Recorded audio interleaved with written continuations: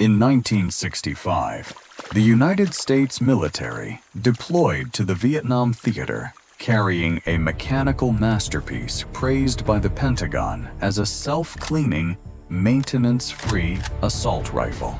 But just 2 years later, over 80% of U.S. Marines reported their weapons experiencing catastrophic failure to extract malfunctions right in the middle of firefights. The state-of-the-art M16 turned into a useless block of metal, with brass casings permanently seized inside the firing chamber, while on the other side of the battlefield, the brutally crude AK-47 continued to relentlessly cycle rounds, even when buried under thick, heavy mud. To understand why precision engineering was completely defeated by dirt, we must directly dissect the internal combustion chambers of these two machines. Let us strip away the stamped steel receiver and wooden handguards of the AK-47. Isolate the barrel to expose the internal bolt carrier group cavity. If we execute a cross-section cut straight through the gas system, you will clearly see the long-stroke gas piston design engineered by Mikhail Kalashnikov. When the 7.6 2 by 39 mm cartridge is detonated, chamber pressure instantly spikes to a threshold of 45,000 psi, propelling the projectile forward at a velocity of 715 meters per second. The moment the bullet passes the gas port drilled into the barrel, a highly pressurized volume of expanding gas is siphoned upward into the gas cylinder. This violent rush of exhaust gas slams directly into the face of a solid, chrome-plated steel piston head. The massive bolt carrier group, rigidly attached to this piston, and weighing a staggering 450 grams, begins to violently push backward with extreme kinetic energy. This massive inertial weight, comprising nearly half a kilogram of solid steel, is the absolute core survival mechanism of the AK-47. It acts exactly like a 10-ton steamroller, accelerating down a steep incline. The brutal piston force physically throws off any mechanical obstacles, mercilessly grinding through thick mud and crushing abrasive sand that manages to slip into the receiver clearances. The entirety of the carbon exhaust gas and residual thermal heat is immediately forcefully expelled outward through the longitudinal vent holes milled directly into the gas tube, having absolutely zero chance of routing back to contaminate the central firing chamber. Conversely, let us switch our graphical interface to analyze the bolt carrier group of the M16. Turn the aerospace-grade 7075 aluminum upper receiver completely transparent and zoom directly into the direct impingement gas system designed by engineer Eugene Stoner. There is absolutely no massive, heavy-moving piston rod located above this barrel. The 800 degrees Celsius incandescent gunpowder gas is forcefully squeezed through an extremely narrow stainless steel gas tube, possessing an inner diameter barely the size of a standard ballpoint pen tip. It channels this highly pressurized gas across a long 38-centimeter distance along the barrel, and then violently flushes this entire fiery gas mixture directly into the hollow expansion chamber of the bolt carrier itself. This is an internal gas cycling mechanism that is sophisticated beyond belief. By completely eliminating the heavy, violently shaking piston rod, the M16 maintains a perfectly balanced static center of gravity, neutralizing almost the entirety of muzzle climb. The external locking lugs on the steel bolt are CNC milled with microscopic tolerances, interlocking as flawlessly tight as the golden gears inside a fine Swiss mechanical watch. This combination of absolute mechanical tightness and direct gas flow creates flawless ballistic accuracy on a clean, standardized shooting range. But the Pentagon blatantly ignored a fatal physical variable when dragging a machine boasting microscopic tolerances into a saturated tropical jungle environment. The bloody failure of the M16 on the hills of Quezon did not stem from Eugene Stoner's original mechanical blueprints, but was effectively murdered by an administrative decision to alter the chemical formula of the gunpowder. Let us pull up a comparative ballistic data chart for the 5.6 by 45 millimeter cartridge. Stoner's original engineering design was perfectly calibrated and fully optimized for the extruded tubular IMR 4475 propellant. This specific powder burned cleanly and slowly entirely within the barrel length, generating a smooth, consistent pressure curve and leaving behind an incredibly low volume of carbon residue. However, to aggressively cut logistical costs and utilize existing military stockpiles, U.S. military officials unilaterally switched the propellant to the spherical WC-846 ball powder, a highly volatile compound originally formulated for heavy artillery shells. This single chemical substitution physically annihilated the internal operating ecosystem of the rifle. Activate X-ray vision on the chamber to observe the pressure variance when the WC-846 ball powder ignites. The spherical powder detonates with severe violence, forcefully pushing the peak chamber pressure up to an extreme limit of 52,000 psi in just a fraction of a millisecond. What is exponentially worse is that this artillery-grade propellant contains a massively high concentration of calcium carbonate, the toxic carbon fouling generated after every single firing cycle, multiplied by 6 times compared to the original standard formula. When the M16 fired in continuous full automatic bursts, the entirety of this calcium carbonate residue, violently mixed with unburnt exhaust gas sitting at 800 degrees Celsius, was pumped backward directly through the capillary tube, straight into the central bolt carrier group. The characteristic 90% humidity of the tropical jungle immediately seeped through the ejection port, chemically reacting and precipitating with the melting carbon residue.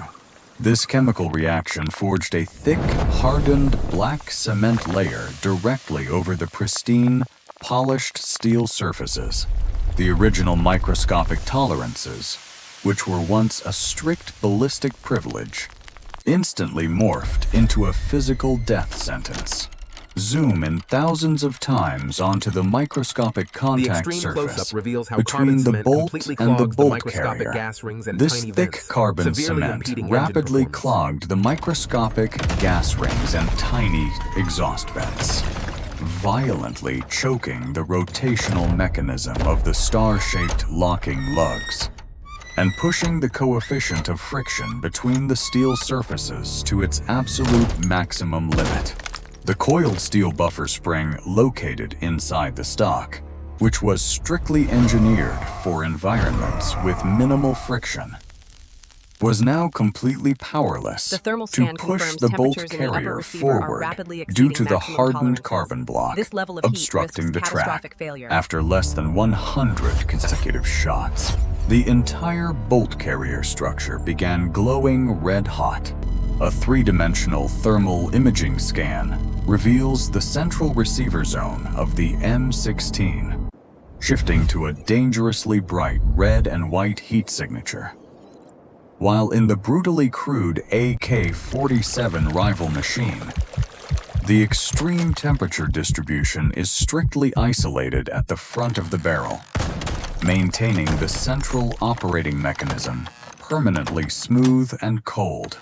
by actively pumping chemical toxic waste directly into its own precision mechanical heart.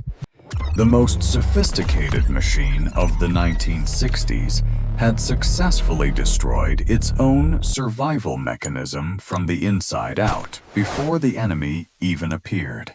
Let us zoom directly into the microscopic detonation sequence inside the M16 firing chamber. Activate slow-motion playback at 1 million frames per second to observe the fluid dynamics. The moment the firing pin strikes the primer, the spherical WC-846 ball powder ignites with a supersonic flame propagation rate. Unlike the smooth, sinusoidal pressure curve of the original IMR powder, the internal ballistics of this new cartridge generate a violently erratic explosion. The chamber pressure does not rise linearly, but instantaneously spikes to an extreme peak of 52,000 psi. This massive compressive force induces immediate case swelling. The thin brass walls of the 5.56 millimeter cartridge are stretched outward in all directions, plastically deforming and pressing tightly against the steel chamber walls, like an unbreakable industrial adhesive bond. In a perfectly synchronized operating system, the gas extraction cycle is strictly permitted to begin only after the projectile has completely exited the barrel, and the internal chamber pressure has safely dropped to a manageable threshold of approximately 15,000 psi. But the spherical powder burns far too rapidly and generates excessive, extreme kinetic energy. A catastrophic mechanical timing failure officially occurs. The violently pressurized gas rushes back into the M16 bolt carrier far too early through the micro-gas tube. The steel alloy bolt carrier receives a massive recoil impulse, forcing the tiny metallic extractor claw to fiercely bite into the rim of the brass casing and violently yank it backward.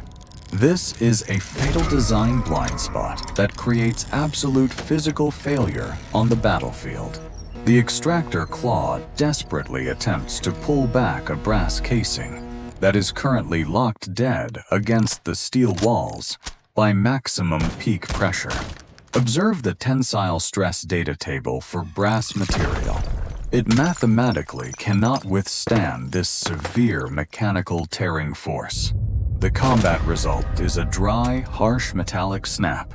The extractor claw completely tears off the rear rim of the brass casing, leaving a ruined third of the brass permanently jammed deep inside the firing chamber. American soldiers were forced to shove a steel cleaning rod straight down the muzzle of the rifle to punch the broken casing out from the inside, right in the middle of hostile enemy fire.